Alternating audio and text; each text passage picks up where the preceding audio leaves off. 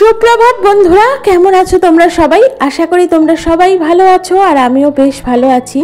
আমি বিউ আর আমার সাধারণ ঘরকন্যা চ্যানেলের আবারও একটা নতুন ব্লগে তোমাদের সকলকে জানাই মিষ্টি ওয়েলকাম। তো চলো তোমাদের সাথে নিয়ে শুরু করে দিই আজকের নতুন ব্লগ। আজকের বারটা হচ্ছে শুক্রবার আর এখন ঘড়ির কাঁটার সময় হচ্ছে ঠিক সকাল 6টা। আর এই সময় থেকে তোমাদের সাথে নিয়ে শুরু করে দিচ্ছি আজকের ব্লগ।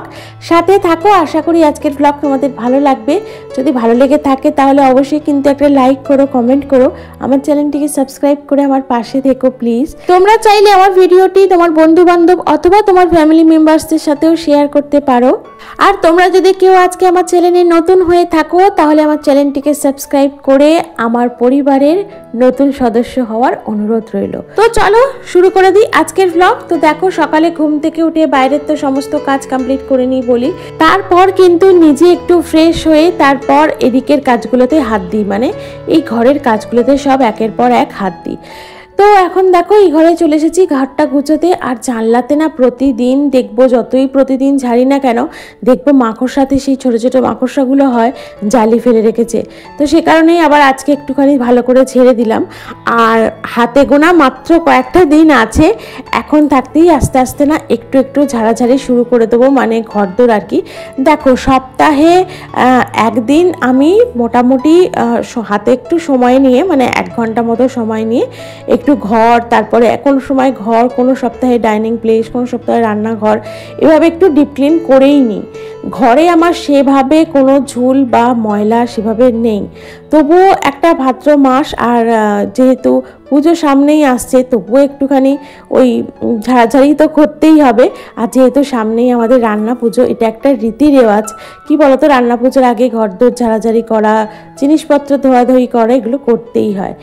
আর ঘরের মধ্যে যে সোফা চেয়ারটা আছে দেখলে কি অবস্থা, তার মধ্যে খালি জামা কাপড়ের প্লাস্টিকে ভর্তি। আসলে কি বলতো, ওইগুলো না একটুখানি ওই সাইড চাপতে দেবো বলে আর কি রেখেছি, যাওয়া আর হচ্ছে না, তো সে কারণেই আর কি আলমারির মধ্যে ভরিনি। আর এদিকে দেখো এই যে মশলার কৌটোগুলো রয়েছে, এগুলো এবার একটু একটু করে খালি করছিলাম। তো মনের বাপি এসে বলছে তুমি অন্য কাজ করো, দাও আমি এগুলোকে বসে বসে খালি করে দিচ্ছি। তো যাই হোক, আমার কাজটা একটু মানে আর কি সুবিধাই হলো, বসে বসে এগুলোকে আস্তে আস্তে খালি করছে আর আমি তার বদলে অন্য কিছু কাজ করে নেব। এগুলো করতেও না একটু সময় লাগে জানো তো।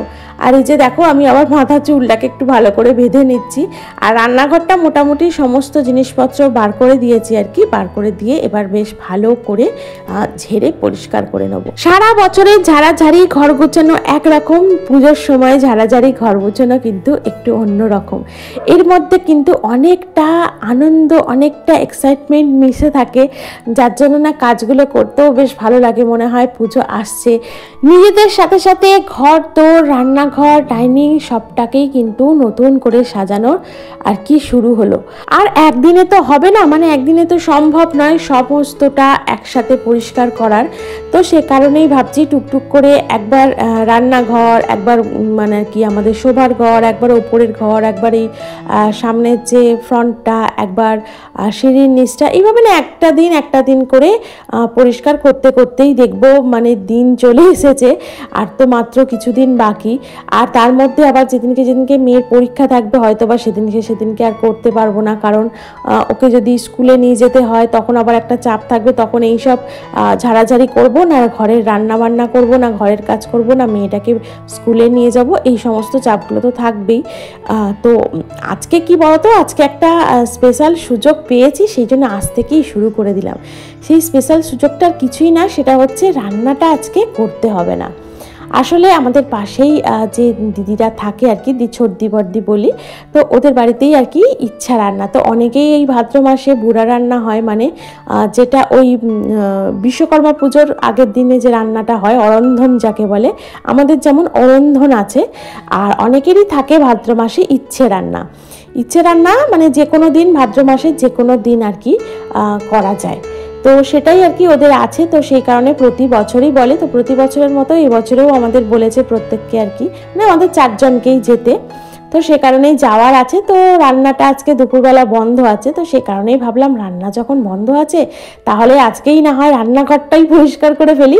কারণ কি বলতো, রান্না করার পর রান্নাঘর পরিষ্কার করতে বেশ দেখবে অনেকটা বেলা হয়ে যায়, অনেকটা মানে গুছিয়ে পরিষ্কার করে উঠতে উঠতে কিন্তু অনেকটা বেলা হয়ে যায়, যেহেতু আগে রান্না বান্না করতে হয়, তারপর রান্নার কাজে মানে রান্নাঘরটা পরিষ্কার কাজে হাত দেবো, তো সে কারণেই অনেকটা বেলা হয়ে যায়। তাই ভাবলাম আজকে যখন রান্না নেই তাহলে এই রান্নাঘরটা পরিষ্কার করার কাজটা আগে হাত দিয়ে দিই, তাহলে রান্না আর কি মানে রান্নার ঝামেলাটা তো আর থাকলো না, তাহলে তাড়াতাড়ি কাজটা মিটে যাবে।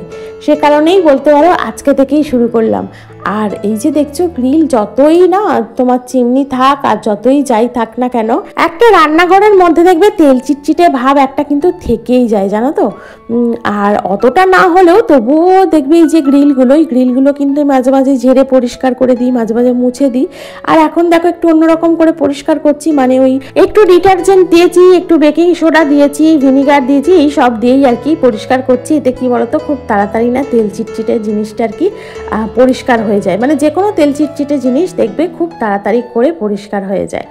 আর এই দেখো এই দিকটা কিন্তু আমার মোটামুটি কমপ্লিট হয়ে গেছে। আর ক্যামেরায় তোমরা যতটুকু সময় দেখতে পাচ্ছ এতটুকু সময় কিন্তু লাগেনি, জানো তো, লেগেছে কিন্তু অনেকটা সময়। আর আমার হাত যতটুকু যায় প্রতিদিন কিন্তু ততটুকুই মুছে পরিষ্কার করে দিই, এইভাবে কিন্তু উঠে খুব কমই পরিষ্কার করা হয়, একমাত্র এই পুজোর সময় করা হয়। আর হয়তো মধ্যখানে এক দুবার হয়তো আমি করে দিই এভাবে পরিষ্কার, তাতে কিন্তু পরিষ্কার পরিচ্ছন্ন থাকে। আর হাত আমার যতটুকু যায় ততটুকু কিন্তু রোজ ভালো করে পরিষ্কার করে দিই। আর এখন দেখো রান্নাঘরটা ঝেড়ে পরিষ্কার করে একদম রান্নাঘরের যে টাইলসগুলো আছে সেগুলোকে সমস্তটা মুছে টুছে দিয়ে ধুয়ে দিয়ে, আর এখন দেখো যে ঝুলটুলগুলো ছিল, যে ধুলোটুলোগুলো ছিল সেগুলোকেও আর কি সবটা ঝাঁট দিয়ে পরিষ্কার করে দিচ্ছি, মানে ওপর থেকে নিয়ে নিচ পর্যন্ত একদম ঝাঁট দিয়ে আবার পরিষ্কার করে দিলাম। পরিষ্কার করে দেওয়ার পর কিন্তু ঘরদোরটা মুছে একদম নিট অ্যান্ড ক্লিন করে নেবো। আর এই যে কাজটা দেখছো তোমরা কয়েকটা মিনিট সময় লেগেছে, এটা কিন্তু করতে কয়েকটা মিনিট নয় কয়েকটা ঘন্টা সময় লেগে গেছে। আর ঘরদোর ঝাড়াঝাড়ি করলে একটু কিন্তু সময় লেগেই যায়। তার মধ্যে কিন্তু আবার টিফিন খাওয়ার সময় হয়ে গিয়েছিল, মনের বাপিকে ছাতু মুড়ি দিয়েছিলাম, মনও আজকে ছাতুর শরবত খেয়েছে, আমরাও ওই ছাতু কলা এইসবই আর কি খেয়ে নিয়েছিলাম। তো এই করেই কিন্তু আজকে জলখাবারটা কমপ্লিট করেছি, কারণ আজকে কোনো মতেই কিন্তু ওই রুটি বলো বা অন্য কিছু বলো রান্নাঘরের মধ্যে রান্না করা সম্ভব হচ্ছিল না, কারণ রান্নাঘরটা প্রচণ্ড পরিমাণে অপরিষ্কার হয়েছিল। তাই ভাবলাম পরিষ্কার পরিচ্ছন্ন করে নিই আর আজকে টিফিনটা বরং ওইভাবেই সেরে নিই। তো সে কারণেই ওই ছাতুটা তো দিয়েই আর কি আজকে জলখাবারটা কমপ্লিট করেছি। আর এখন দেখো ঘরদোরটা ঝাড় দিয়ে পরিষ্কার পরিচ্ছন্ন করে নিয়েছি, এখন কিন্তু ঘরটা বেশ ভালো করে নিট অ্যান্ড ক্লিন করে পরিষ্কার করে নিচ্ছি। এখনও কিন্তু কাজ শেষ নয়, এখনও কিন্তু কাজ অনেক বাকি, কারণ হচ্ছে এই যে মশলাপাতির কৌটোগুলো, মানে মশলাপাতির যে কৌটোগুলো ছিল সেগুলোকেও কিন্তু দেখো খুব ভালো করে ধুয়ে নিয়েছি। আসলে কি বলতো, এই মশলাপাতির কৌটোগুলো না অনেক দিনের, জানো তো, আমি না এগুলোকে চেঞ্জ করিনি, আসলে এগুলো সবটাই মায়ের করা আর কি, মা যেগুলোকে সুবিধা ভেবেছে সেগুলোকে তার মধ্যেই আর কি জিনিস রেখেছিল আর কি। তো সে কারণে না আমি আর চেঞ্জ করিনি। আর এই ঝুড়িটা দেখছো, এই ঝুড়িটার মধ্যেই কিন্তু মশলার কৌটোগুলো থাকে। তবে এখন ভাবছি কিছু নতুন জিনিস কিনে রান্নাঘরটাকে নিজের মনের মতো করে সাজিয়ে নেবো, দেখা যাক সেগুলো কবে কেনা যায় আর কি। যাই হোক, এখন আপাতত এই কৌটোগুলোর মধ্যেই কিন্তু আমাদের যাবতীয় মশলাপাতি থাকে। আর এখন যে গোল একটা কৌটো ব্যবহার করি সেটা আর কি আমি অনেক দিন আগে মেলা থেকে কিনেছিলাম, তো সেটাকেই বলতে পারো এখন কিন্তু আমি ব্যবহার করি। আর ওর মধ্যেই আর কি সমস্ত কিছু রেখে দিই, যেমন লঙ্কা গুঁড়ো, হলুদ গুঁড়ো, জিরে, গোটা জিরে, জিরে গুঁড়ো, এইসব কিছু রেখে দিই, মানে পাঁচমিশালি মশলার কৌটো যেটাকে বলে। তো সেটা একটা কিনেছি। আর অনেক দিন আগে, মানে ধরো না 3-4 মাস আগে আর একটা এভাবে মশলার কৌটো, ওটা আমি ফ্রি পেয়েছিলাম, দুটো একসাথে কেনা হয়েছে। দেখা যাক ওটা কবে থেকে ব্যবহার করি, ইচ্ছা আছে পুজোর মানে সময় থেকেই আর কি ওগুলো ব্যবহার করব। আর এগুলোর মধ্যে যে বেশি বেশি মশলাগুলো থাকে আর কি সেগুলো এর মধ্যে ঢেলে রেখে দিই, এখন এটাই করি। আর কি বলতো, এই কৌটোগুলো আস্তে আস্তে চেঞ্জ করবো, এতদিন ব্যবহার তো করলাম, এবার এগুলোকে আস্তে আস্তে আর কি চেঞ্জ করবো। আসলে কি বলতো, মা করেছিল তো সে কারণে চট করে আমি এগুলোকে ফেলেও দিই না, আর মানে এগুলোকে চেঞ্জ করিনি আর কি এতদিন, এবার আস্তে আস্তে করতে হবে। আর এগুলোকে সমস্তটা ধোয়াধুয়ি কমপ্লিট। আর এখন কিন্তু এখানেই রেখে দিলাম, পরে যখন ছাদে যাব তখন কিন্তু এগুলোকে রোদের মধ্যে দেবো, তাহলে চটজলদি শুকিয়ে যাবে। কি বলতো, এগুলো কিন্তু শুকিয়েই যাবে। এই যেমন ঝুড়ি, এই যে কোটোটা রাখলাম গোল কোটোটা, এগুলো কিন্তু এই যে মশলা ছোট ছোট কোটো, এগুলো কিন্তু রোদের মধ্যে দিলে তবেই তাড়াতাড়ি শুকাবে আর কি। আর এদিকে মিক্সিটাও কিন্তু ভালো করে পরিষ্কার করে দিলাম। আর এদিকে তো ঘরদোর ঝাড় দিয়ে মোছাটাও কমপ্লিট। কি বলতো, মিক্সিটা প্রতিদিন ব্যবহার হয় তো, প্রতিদিন রান্নাঘর যখন পরিষ্কার করি তখন ওই একটা শুকনো কাপড় দিয়ে হালকা হাতে মুছে দিই, কিন্তু একটু ভালো করে ডিপ ক্লিন করে নিলাম মিক্সিটাও। প্রত্যেকটা জিনিস যেমন অ্যাকোয়াগার্ড থেকে নিয়ে শুরু করে সবটা কিন্তু বেশ ভালো করে পরিষ্কার করে নিয়েছি।